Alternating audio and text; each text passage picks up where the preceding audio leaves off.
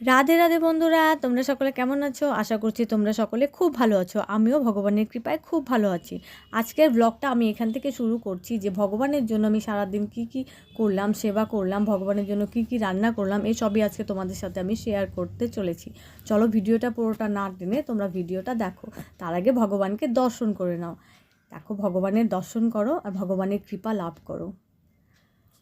অনেকেই বলে যে সংসারে এত কাজ থাকে, ভগবানের জন্য সময়ই বের করতে পারি না, কি করে ভক্তি করব, সংসার ফেলে দিয়ে ভগবানের কাছে বসে থাকলে কি হবে? না, আমরা যা কাজ করব সব ভগবানকে অর্পণ করব। তো আমরা যে সকালবেলা যে রান্না করি সেটা ভগবানকে অর্পণ করতেই পারি, সেটাই ভগবানের সেবা হয়ে গেল। ভগবানের জন্য সকালবেলা রুটি বানিয়েছি, ভগবানকে দিয়েছি দুধ একটু গরম করে। দুধ এসেছিলো রুটি বানাতে বানাতে, তখন আমার হাতটা ওই আটা লাগাই ছিল। যাই হোক, রুটি দিলাম, দুধ দিলাম ভগবানকে, আর হচ্ছে গুড় দিয়েছি, আর একটা কমলা লেবু ছিল, সেটা দিয়ে ভগবানকে সকালবেলায় ভোগ লাগিয়েছি। ভোগ নিবেদন করে সেই প্রসাদটা আমরা সকলে মিলে সকালবেলা পেয়েছি। তো কী হলো, আমাদের রান্নাও হলো, সকালের প্রসাদ পাওয়া হলো, সেটা ভগবানকে অর্পণ করা হলো, সেটা ভগবানের কাজ হয়ে গেল। তো হয়ে গেল ভগবানের সেবা। তো তো সকালের ভোগ নিবেদন শেষ করার পর ঘরের সমস্ত কাজকর্ম সেরে আবার দুপুরের জন্য রান্না করতে চলে আসলাম। এই দেখো, বাঁধাকপি পাতা অনেকগুলো, উপরে পাতাগুলো থাকে সেগুলো না ফেলে দিয়ে সেটা দিয়ে একটা সুন্দর রেসিপি বানিয়ে আমরা ভগবানকে নিবেদন করব। বাঁধাকপি পাতাটাকে ভালো করে ধুয়ে বানিয়ে নিয়ে সেটা একটু ভাপ দিয়ে নিয়েছি। খুব সার থাকে তো সেই জন্য ভাপিয়ে নিতে হয়।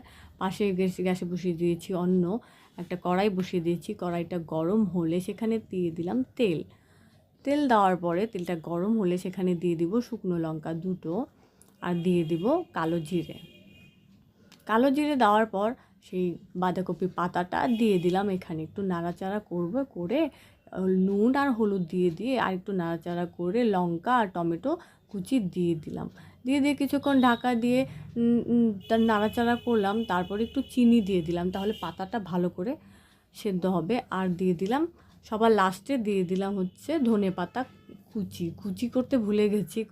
এটা তো বেটে নেব না, কুচি করে দিলে ভালো হয়। তো হয়ে গেল, এটা না ভাজা হলে সেটা নামিয়ে নিয়ে শিলনোড়ায় বেটে নিলেই হয়ে যাবে বাঁধাকপি পাতা ভর্তা। খুব টেস্টি লাগে এটা। ভগবানকে এটা রান্না করে নিবেদন করতে পারো। তারপরে এই যে সব ফালানো জিনিস দিয়ে আমি সুন্দর সুন্দর রেসিপি বানিয়ে ভগবানকে ভোগ নিবেদন করব। এগুলো দিয়ে একটা চচ্চড়ি বানাবো, খুব টেস্টি হয় এটা।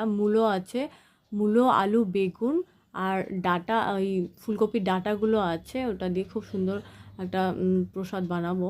এই দেখো, শুকনো লঙ্কা আর কালো জিরে ফোড়ন দিয়ে, ওটার মধ্যে সিমও ছিল। তো ভালো করে নাড়াচাড়া করে, এটা লবণ দিইনি আগে, লবণটা পরে দেবো। ওটা ভালো করে, অনেকগুলো জল থাকে, জলটা যখন শুকিয়ে যাবে তখন ওখানে লবণ দেওয়া হবে। আর পাশে আমি জলের মধ্যে একটু নুন দিয়ে ওটা সর্ষেটা ভিজিয়ে রেখেছি। আর সাথে সাথে আমি এদিকে শাক বানাবো, শাকটাও ধুয়ে নিয়েছি। এই দেখো, নুন হলুদ দিয়েছি ওর জলটা শুকানোর পরে দিয়েছি। এখন ভালো করে ভাজা করে নেব। তারপরে দিয়ে দেবো একটু চিনিটা দিয়ে ভালো করে, দেখো কি সুন্দর ভাজা হয়ে গেছে।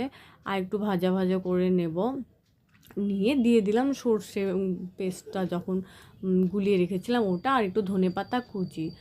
1 মিনিটের মতো ভেজে নিলেই আমাদের চচ্চড়ি হয়ে গেছে তৈরি। খুবই সুস্বাদু হয় এটা, তোমরা সকলে বানিয়ে দেখতে পারো। তারপর ভগবানের জন্য আমি সয়াবিন রান্না করব। সয়াবিন সেদ্ধ করছি আর আলু সেদ্ধ, আর ওটা বেটে নেব আমি। গোটা ধনে, জিরে, লঙ্কা আর আদাটা বেটে নেব। আর আলুটা ছুলে নিয়েছি, আর সয়াবিনটা চেপে নিয়েছি জলটা। তারপর বসিয়ে দিলাম কড়াইয়ে তেল দিয়ে আলুটা ভেজে নিলাম। আলুটা সুন্দর করে লাল লাল করে ভেজে নেওয়ার পর পাশের গ্যাসে বসিয়ে দিলাম একটা ফ্রাই প্যানে, তেল গরম করে সেখানে ডালের বড়িগুলো ভেজে নিচ্ছি। এখানে দিয়ে দিব 2টো শুকনো লঙ্কা দিয়ে কালো জিরে দিয়ে সেখানে শাকটা দিয়ে দিব। এদিকে শাকটা হতে থাকবে, ওদিকে আমার সয়াবিনের রসাটা বানিয়ে নেব। ওদিকে লবণ আর হলুদ দিয়ে এটাকে ঢেকে রাখবো ভালো করে। তারপর হচ্ছে এখানে আলুগুলো ভাজা হয়ে গেছে। আলুগুলো ভাজা হলে আমি সয়াবিনটা একটু ভেজে নেব, একটু লবণ আর একটু হলুদ দিয়ে, সামান্য একটু লবণ হলুদ দিয়ে একটু ভেজে নেব। ভেজে নেওয়ার পরে তারপর ওই কড়াইয়ে আর একটু তেল দিয়ে দিব। তেল দিয়ে এটাকে জিরে আর শুকনো লঙ্কা একটু ভেজে নেব, আর ওই বাটা মশলাটা এখানে দিয়ে দেবো। একা হাতে সব করতে হয়, তাড়াতাড়ি করে সব রান্নাবাড়া করতে হয়, টাইমের মধ্যে ভগবানকে সেবা দিতে হয়। এই দেখো পাশের কড়াই যে শাকটা বসিয়েছিলাম, সেই শাকের জল অনেক উঠেছে, সেটা হাই ফ্লেমে করে জলটা শুকাতে হবে। আর এখানে নুন হলুদ দিয়ে একটু নাড়াচাড়া করে দিলাম।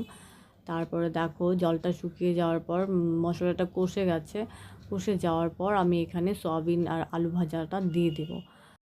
আমাদের যেমন খিদে পায়, ছোট্ট গোপালের তো খিদে পায়, তাই না? আর গোপালেরও তো টাইম আছে একটা, মানে আমরা যেমন অফিসে যাই এক টাইম মতো যেতে হয়, সেরকম গোপাল ভগবানও তাড়াতাড়ি করে খাওয়া দাওয়া করে ঘুমিয়ে পড়বে, ঘুমিয়ে বিকেলবেলা উঠে আবার বন্ধুদের সাথে খেলতে যাবে, তাই না? সেই জন্য ভগবানকে টাইম মতো ভোগ নিবেদন করতে হয়, ঘুম পাড়াতে হয়। এই দেখো আমার রান্না প্রায় কমপ্লিট হয়ে গেছে। এই যে সয়াবিনের রসাটার মধ্যে ঘি আর গরম মশলা দিয়ে ভালো করে নেড়ে চেড়ে এটা নামিয়ে দেবো। এই দেখো আজকে কী কী রান্না করেছি, তোমাদের তো সব কিছুই শেয়ার করলাম। দেখো এসব এখন ভগবানের জন্য ভগবানের ভোগের থালাটা সাজিয়ে নেব। দিয়ে দিলাম অন্ন, দিয়ে দিলাম শাক, দিয়ে সেই বাঁধাকপি বাটাটা দিয়ে দিব, আর দিলাম চচ্চড়ি, আর রসাটা দিয়ে দিলাম।